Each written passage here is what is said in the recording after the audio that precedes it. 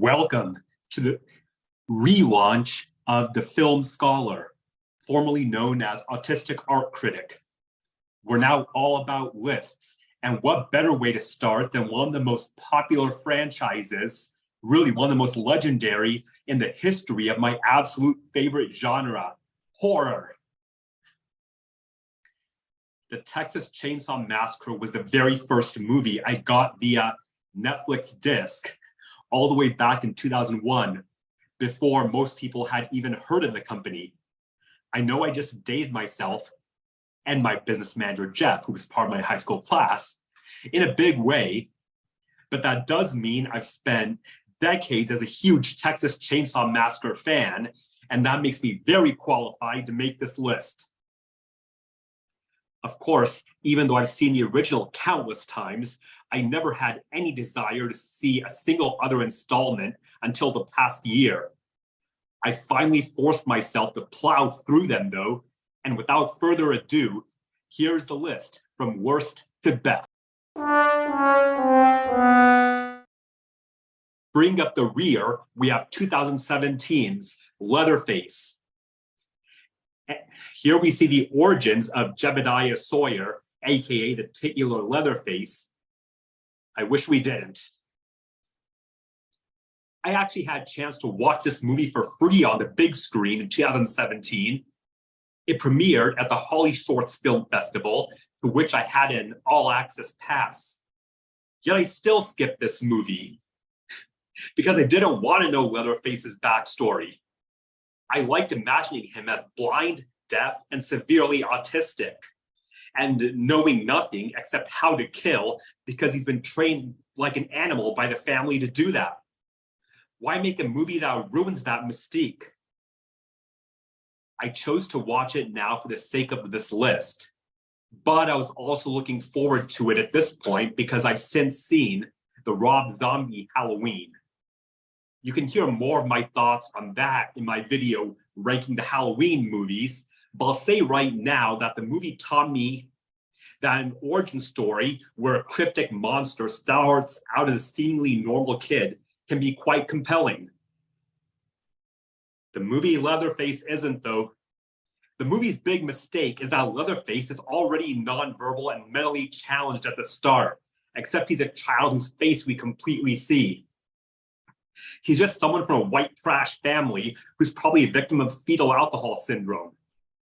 The movie managed to destroy the character's mystique without giving us any sort of compelling arc about how he got to be the way we knew him. I wish it had never been made. I could barely even start before turning it off. The next worst movie is Texas Chainsaw Massacre: The Next Generation, otherwise known as The Return of the Texas Chainsaw Massacre. This one at least gets points for starting out different from the others. Instead of beginning all grimy and creepy, it begins at a prom. A group of teens there then take off in one car, and they start getting offed. While the movie has uniqueness as far as this franchise goes, though, it does not have excitement.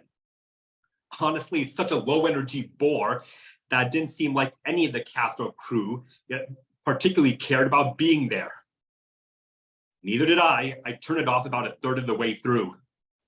This movie is worth watching if you want to see Matthew McConaughey and Renee Zellweger before they were Academy Award winners, but otherwise, screw it. Of course, Renee Zellweger still shouldn't be a winner, let alone a two-time recipient. That's a topic for another time. Working our way up, we reach number 7, Leatherface, The Texas Chainsaw Massacre 3. This one I almost found worth finishing. It starts out interestingly enough. A pair of fairly solid actors play a couple who meet a creepy stranger at a gas station while on a road trip. They manage to get away from him, but as you guessed, we see more of him and the whole Sawyer family. The inspiration from the hitchhiker in the first movie is really obvious, and the whole movie feels like a glossier version of the original. That's not necessarily a bad thing, even though a large part of the first film's appeal is that it's the ultimate grindhouse movie. But the whole last act, which tries to recreate the original movie's last act, in a house that looks like a random suburban home inside is just lame. I turned the movie off.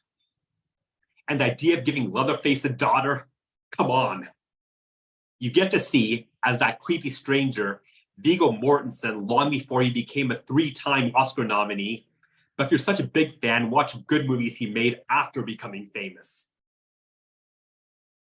We've moved past the lower 1/3. Now we get to number 6 on our list, which still isn't good. That movie is the Texas Chainsaw Massacre. If you're wondering which version, I'm wondering what's the matter with you? The 2003 remake of the same name is pretty faithful to the original, plot-wise, but misses what makes it special. It's similar to the I Spit on Your Grave remake, and that took a fantastic 1970s grindhouse movie and turned it into early 21st century torture porn. The original The Texas Chainsaw Massacre, believe it or not, isn't that gory. It shows a bunch of body parts belonging to corpses, but otherwise, although the chainsaw and other implements are used in the story, the actual violence depicted and the blood seen are minimal. The remake goes against that. Hitchcock famously said that when there's a bomb underneath the table, the tension comes from the bomb exploding. Or rather, not from the bomb exploding, but from waiting for it to explode. Same goes for a chainsaw. The scares come from waiting for a chainsaw to hack into a person. Once the attack has started, the more time spent on that, the more time with zero tension and thus zero scares. Furthermore, the movie feels like it was directed by someone who had only ever worked on music videos. It's way too flashy with way too many edits, and that severely works against the tawdry appeal a movie with a subject matter should have.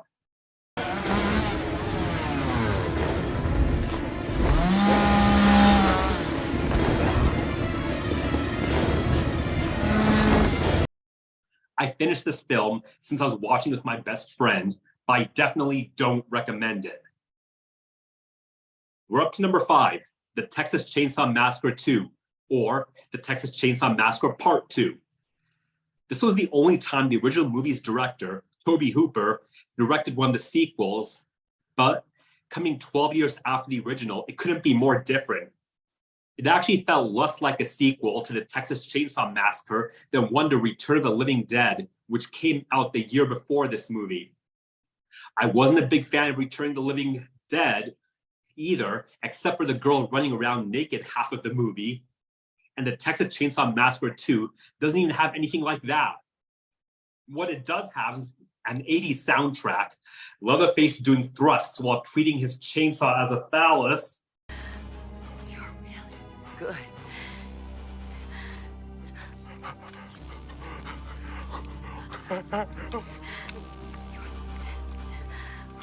And Dennis Hopper playing the sort of campy villain he was often known for.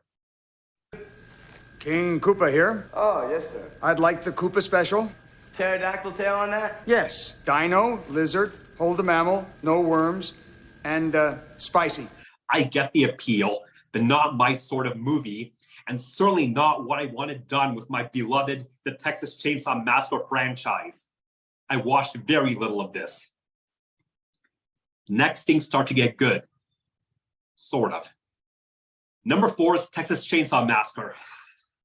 This is probably starting to get confusing, so let me clarify. The 2022 Netflix movie is simply called Texas Chainsaw Massacre, without the definite article, the. The good news is that what the movie lacks in originality of title, it makes up for in quality. Sort of. At least the setup is unique. It's about something truly terrifying. Gentrification. I'm kidding, I'm not getting on a soapbox. In this movie, we have a group of young people going to a ghost town that one of them has bought with the intention of bringing it back to life, so to speak. However, a Sawyer is squatting in what used to be their home and mentions Leatherface is there, and you know what? It gets very boring very fast. I'm ranking it this high because of how promising it seemed at first. I'll add that Marilyn Burns apparently returns as Sally Hardesty, the heroine of the first movie, but the movie wasn't interesting enough to even stick around for until that portion. Honestly, I felt like the idea was inspired by the 2018 Halloween's success, but unlike Halloween, Texas Chainsaw Massacre isn't a movie that lends itself to mythology. Its whole appeal is that it's like a precursor to found footage genre, or like a snuff film even, and having someone spend decades plotting revenge and then making a grand return like a movie heroine just feels antithetical to the concept. It doesn't help that they seem to change, movie by movie, what happened to Sally Hardesty. One film she's in a mental hospital, next film she moved on with her life just fine. Next film she's not mentioned at all. Next film was a prequel, so she's irrelevant. Next film was a reboot, so she's never been around. Next film she's dead. Next film she's alive and wants revenge. Next film she apparently doesn't exist because Marilyn Burns is playing someone else. And really, just don't bother. Again, Halloween is guilty of a crazy amount of retconning, but at least they have several movies at a time with set continuity, and certain characters are always key to the saga. But more on that in the video on that franchise. Back to this one. Now you finally get the upper 1/3, the stuff I actually wanted to finish. Number 3 is Texas Chainsaw Massacre, The Beginning. Considering this a follow-up to that 2003 remake I hated, I was surprised at how decent this was. It starts off with 4 young people who actually have a compelling story amongst them. They unfortunately cross paths with the Sawyers, and there's gore and filmmaking style similar to the 2003 movie. However, there's also tension as characters we care about try to escape, not just Leatherface, but the sociopathic patriarch of the family and other members. There's also a heartbreaking scene as we see Leatherface get his mask for the first time by pulling off the face of someone's loving brother. Hats off the casting department finding someone whose face was right for that scene and who could also act well. All that said, I wouldn't watch this a second time. I don't think it was strong enough to justify repeat viewings. Runner-up is Texas Chainsaw 3D, the most recent entry in the franchise to earn a wide theatrical release. I do think it deserved that much. We see a flashback to when the Sawyers were victims of a police shootout, and then watch as an orphaned infant in the family gets given to a childless couple. We then flash forward to present day and see that baby is now a lovely young woman, unhappy with the dysfunctional in its own right family she was adopted into. And unexpectedly, the person willed the murder house from the biological grandmother she never knew about. The lead actress gives the best performance I've ever seen in the Texas Chainsaw Massacre movie, for whatever that's worth, as she plays someone trying to find her place in the world while dealing with violent authorities who seek to persecute her family. I would recommend this movie to fans of the franchise, but I wouldn't watch it again. Notice how the only movies up until now I even wanted to watch all the way through once, I still wouldn't watch a second time. Without a hint of exaggeration, I think that the number 1 movie on this list is much better than every other installment combined, as evidenced by the fact that I've seen it more times than I can count, and I never, ever get sick of it. I could watch it every day. I, of course, speak of the original, the Texas Chainsaw Massacre from 1974. People call Halloween the granddaddy of the modern slasher film, and I agree when you consider filmmaking style, but you wouldn't have Halloween without the Texas Chainsaw Massacre. For the most haunting opening narration of all time, written in John Larroquette's deep voice. The film which you are about to see is an account of the tragedy which befell a group of 5 youths, in particular, Sally Hardesty and her invalid brother, Franklin. It is all the more tragic in that they were young. But had they lived very, very long lives, they could not have expected, nor would they have wished to see as much of the mad and macabre as they were to see that day. For them, an idyllic summer afternoon drive became a nightmare. The events of that day were to lead to the discovery of one of the most bizarre crimes in the annals of American history. the Texas Chainsaw Massacre. All the way through the closing shots that are completely wordless and just feature noises from two characters who, for very different reasons, only let out primal sounds. The movie is a masterpiece. It's about 5 baby boomers back at a time that made youth instead of elderly curmudgeons who destroyed our society, doing what many boomers did in their young days: explore the country in a van free-spiritedly.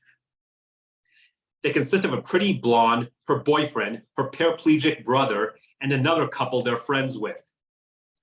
The filmmaking style, shot in cheap-looking video with not a note of background music in the whole movie, makes you feel like you're right there on the Spartan trip with these people.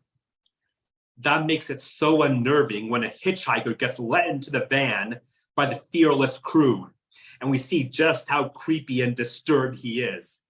And it only goes downhill from there as the main characters get stranded and the sky goes dark.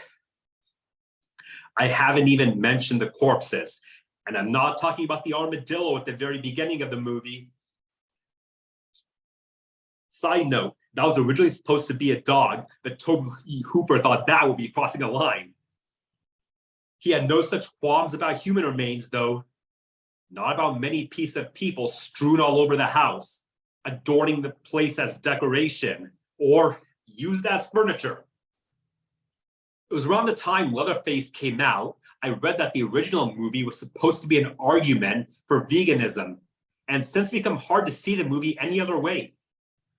Unsubtly, Sally's brother talks about a slaughterhouse they're nearing and how their uncle used to work there, and suddenly, the humans in this movie are subjected to the same fates as factory farm animals, clubbed in the head fatally, getting put in freezers, and hung up on hooks, and so on.